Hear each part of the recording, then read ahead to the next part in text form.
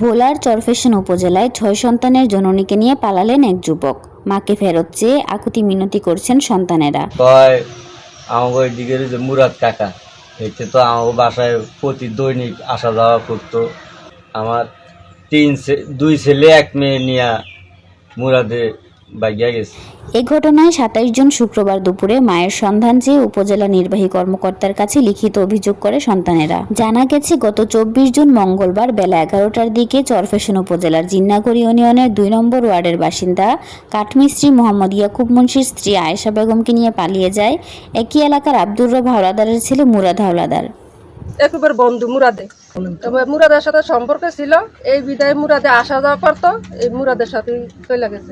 দুই তিনটা সংসার সেইভাবে ভাঙছে, আরো দুই তিনজনের স্ত্রী সেইভাবে বাবাই নিছে। আমরা অবশ্যই জানতে পারছি যে এই ঘটনাগুলা। ভুক্তভোগী স্বামী ইয়াকুব মুন্সি বলেন, আমি ঘটনার দিন বাজার থেকে ফিরে দেখি ঘরে তালা লাগানো, চাবি নিচে রাখা। ছেলেরা জানায় মা নেই।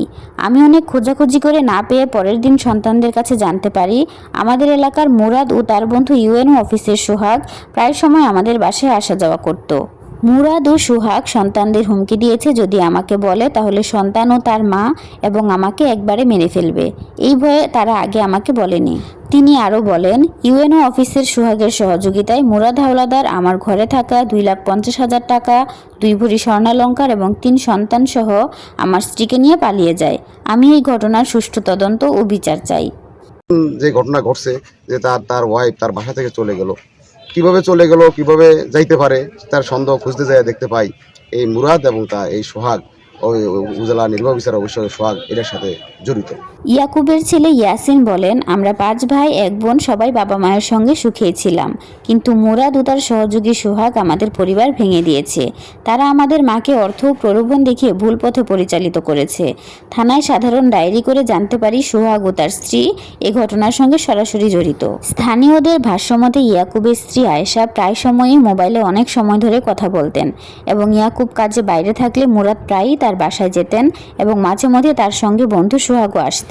এখন শুনতেছি মুরাদ ইয়াকুবের 3 সন্তান ও স্ত্রীকে নিয়ে পালিয়েছেন। মুরাদ এর আগেও এমন ঘটনার সঙ্গে জড়িত ছিলেন। 2 জন নারীকে নিয়ে এর আগেও পালিয়ে যান তিনি। এই ঘটনায় স্থানীয়রা অভিযুক্তদের দৃষ্টান্তমূলক শাস্তির দাবি জানিয়েছেন।